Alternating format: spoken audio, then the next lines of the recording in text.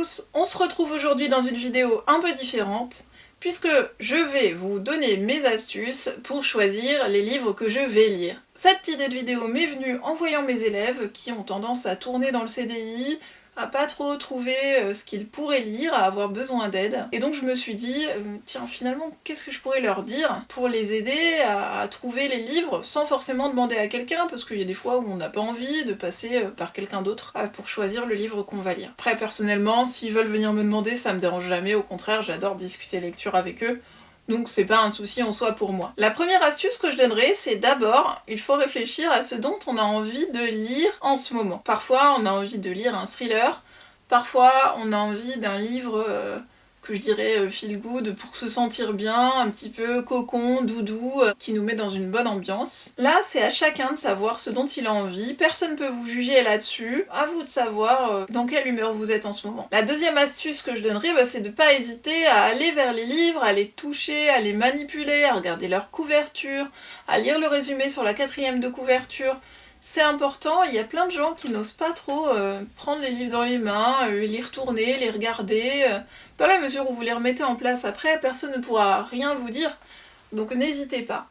Au contraire, c'est très important de toucher l'objet livre, de se l'approprier. Bien sûr que la couverture, elle va avoir un effet sur nous, soit on va l'apprécier, soit on va pas l'apprécier.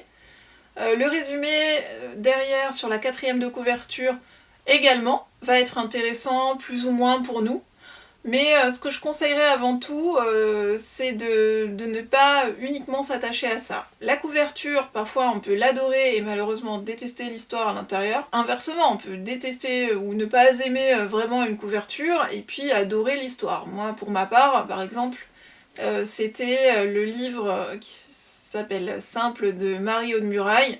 La première édition à l'école des loisirs, j'appréciais pas du tout sa couverture, alors que j'ai adoré le roman. Pareil pour le résumé, il est souvent écrit par l'éditeur et pas par l'auteur. Du coup, même si, je vous rassure, le plus souvent c'est en accord avec l'auteur, hein, mais voilà, on va pas nous raconter une histoire qui n'a rien à voir absolument avec le livre. Par contre, ça va pas être le style de l'auteur, forcément, ça va pas être le vocabulaire qu'il aurait lui utilisé, et donc c'est bien pour équilibrer, je dirais comme deuxième astuce, de lire les premières lignes du roman ou lire un extrait dans les premières pages. Ça permet de s'approprier le style de l'auteur, de voir la longueur des phrases, de voir le vocabulaire utilisé. Est-ce qu'il me paraît compliqué?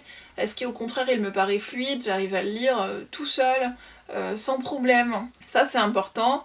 Et c'est un bon indicateur à mon avis pour la suite de la lecture. En troisième astuce, je vous dirais, oui c'est vrai, on n'est pas toujours dans un lieu où il y a des livres, on n'a pas tous les jours l'occasion de se rendre dans une médiathèque, dans une librairie. Donc dans ces cas-là, les réseaux sociaux littéraires sont là. Si on a internet sous la main, personnellement j'en utilise 3. Le réseau social que j'utilise le plus c'est Livre Addict. Livre Addict, il nous permet de renseigner les livres qu'on a dans sa bibliothèque, de renseigner les livres qu'on aimerait avoir, et de renseigner la pile à lire, les livres que l'on n'a pas encore lus. On peut laisser une note sur 20 au livre, on peut consulter les notes données par les autres utilisateurs, et on peut lire les courts avis que les autres lecteurs ont laissés. On peut également laisser un lien vers un blog littéraire ou une chronique littéraire. Et puis, vous trouvez sur Livre Addict un forum pour échanger avec d'autres lecteurs. Si dans votre entourage vous n'avez pas de lecteurs passionnés ou qui n'ont pas spécialement envie de discuter avec vous des livres qu'ils ont lus, ça peut être intéressant de se rendre sur ce forum. Deuxième réseau social que j'utilise, c'est Babelio. Alors personnellement, quand je regarde les avis, je trouve que sur Babelio, le public est un petit peu plus habitués aux librairies, aux bibliothèques. Les avis qu'on peut laisser sur Babelio sont plus longs et on peut également noter les livres de 0 à 5 étoiles. En plus, sur Babelio, vous avez un espace pour laisser des citations que vous avez adorées dans le livre.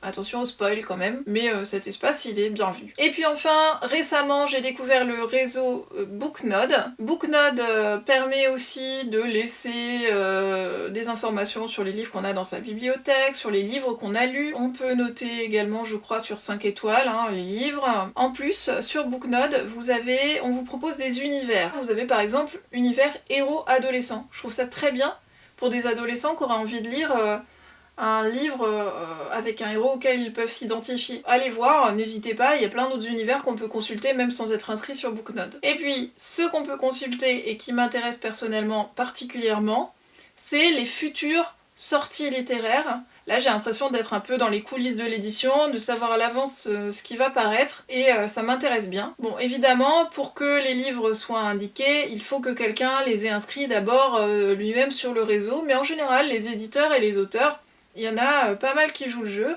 et par exemple, pour le mois de mars, il y avait plus de 800 titres qui étaient répertoriés, ce qui est plutôt pas mal. Et puis, la dernière astuce que je vais vous donner aujourd'hui, c'est attention à ne pas vous infliger une lecture que vous n'aimez pas. Bon, bien sûr, sauf si c'est pour des études, là c'est autre chose, mais si c'est pour votre plaisir, ne vous infligez pas une lecture que vous n'aimez pas. N'hésitez pas à arrêter un livre. De plus en plus autour de moi, j'entends des gens dire « Oh là là, je suis nulle, j'ai pas réussi à terminer le livre, je l'ai pas lu jusqu'au bout », mais non, mais c'est normal. Quand on est un lecteur, bah on arrête de lire quand on en a marre. C'est logique, tout le monde fait ça. Surtout, n'ayez pas honte d'interrompre une lecture, c'est le meilleur moyen pour en commencer une autre qui peut-être vous plaira. Voilà. J'espère que cette vidéo vous aura donné quelques astuces intéressantes pour vous. En attendant de vous retrouver dans une prochaine vidéo, je vous souhaite le meilleur. Salut les jeunes!